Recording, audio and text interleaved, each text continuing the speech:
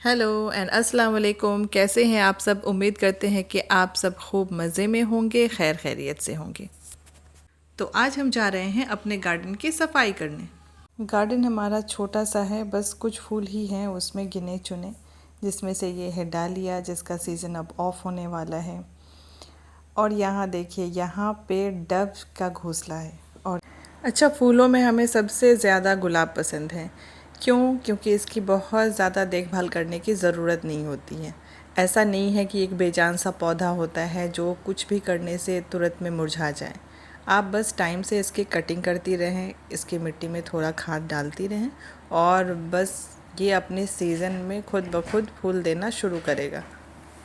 और यहाँ अम्मी अब्बा मिलके एरेका पाम की रिपोर्टिंग कर रहे हैं क्योंकि उसकी जड़ बहुत मोटी हो गई थी। चलिए अब चलते हैं हम किचन की तरफ। तो ये जो आप इतनी सारी पूड़ियाँ देख रहे हैं, ये एक ख़ास ओकेज़न के लिए है, वो हम आपको आगे बताएंगे। और यहाँ हम अपने इस बेकिंग ट्रे को इसलिए ग्रीस कर रहे हैं क्योंकि आप लोग को याद होगा, हमने जब कुनाफा बनाया था तो उसकी क्रीम बच गई थी। तो इस बार हमने सोचा कि हम ट्राई करते हैं मोटी वाली सेवइयों पे, जो हमारे घर में फ़िलहाल अवेलेबल थी। बारीक वाली ख़त्म हो गई थी। तो बस बेकिंग ट्रे को अच्छे से ग्रीस करेंगे, उसके ऊपर से जो बटर और सेवई का मिक्सचर है वो ऐड करेंगे और एक तरीके से आपको उसका घोंसला बना लेना है। उसमें क्रीम ऐड करेंगे और उसे हम 30 मिनट्स के लिए बेक करेंगे। लेकिन मसला इसके साथ ये हुआ है कि ये बहुत मोटी सेवई है, इसमें वो टेस्ट नहीं आ पाया जो बारीक वाले में आई थी। ये बहुत ही हार्ड और क्रिस्पी हो गया था। तो इसके साथ फिर हमने एक और एक्सपेरिमेंट किया। इसके ऊपर जब हमने शुगर सिरप ऐड कर दिया तो इसे हमने फिर 10 मिनट के लिए बेक कर दिया और तब ये थोड़ी खाने लायक हो गई। अब चलते हैं अपने मेन डिश की तरफ। आज हम बनाने जा रहे हैं पेशावरी खीर। उसके लिए हमने लिया है रस्क और इसे फाइन ग्राइंड कर लेना है। एक पतीले में हमने दूध ऐड किया है और इसमें डाला है बेरनफुल चावल, जिसका पुलाव हम बनाते थे, जो चावल खुशबूदार होती है। तो इसमें से जब चावल आधा पक जाए तो हम इसमें से निकाल लेंगे कुछ हिस्सा उसका और इसे फाइन पेस्ट बना लेना है। यहाँ आपको ध्यान देना है, अगर आपको इस खीर का टेक्सचर क्रीमी चाहिए, बहुत दानेदार नहीं चाहिए, तो आप चावल की क्वांटिटी ज़्यादा निकाल लें। और अगर आपको दानेदार चाहिए तो चावल की क्वांटिटी कम निकालें। और यहाँ देखिए, हमने इसे ग्राइंड करके इसमें ऐड कर दिया है। अब इसे अच्छे से पकने देंगे। इधर जो हमने रस को ग्राइंड किया था उसमें थोड़ा सा दूध ऐड करके उसे फिर से एक बार मिक्स कर लेंगे और उसे भी इसमें ऐड कर देंगे। ध्यान देने वाली बात ये है कि जब भी आप रस को ऐड करें तो उसमें दूध की क्वांटिटी ज़्यादा रखें ताकि इसका टेक्सचर रनी हो, तब ये मिक्सिंग में बहुत इजी हो जाएगी। नहीं तो मेरी तरह आपको भी बॉडी बिल्डिंग करनी पड़ेगी इसे मिक्स करने के लिए। तो इस बात का आप ज़रूर ध्यान रखें कि जब रस को ग्राइंड करें तो उसमें दूध की क्वांटिटी ज़्यादा ऐड कर लें। अब आ जाते हैं हम शुगर को क्रेमलाइज़ करने के लिए। ये है इस खीर का गेम चेंजर, जो इसको हर चीज़ से डिफरेंट करता है। आपने शुगर लेना है, उसे अच्छे से क्रेमलाइज़ करना है और फिर हम इसे उस चावल वाले मिक्सचर में ऐड कर देंगे।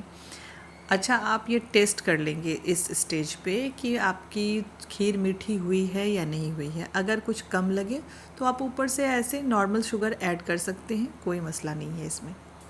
आप अगर इसे और रिच बनाना चाहते हैं तो आप इसमें शुगर की जगह कंडेंस्ड मिल्क ऐड कर दें, उससे इसका टेस्ट बहुत इन्हेंस होगा, बहुत रिच होगा। अब यहाँ देखिए इसका टेक्सचर, ये ऑलमोस्ट डन है। थोड़ी देर और हम इसे पकाएंगे। यहाँ देखिए हमें चीनी कम लग रही थी तो हमने थोड़ी सी ऐड कर दी है।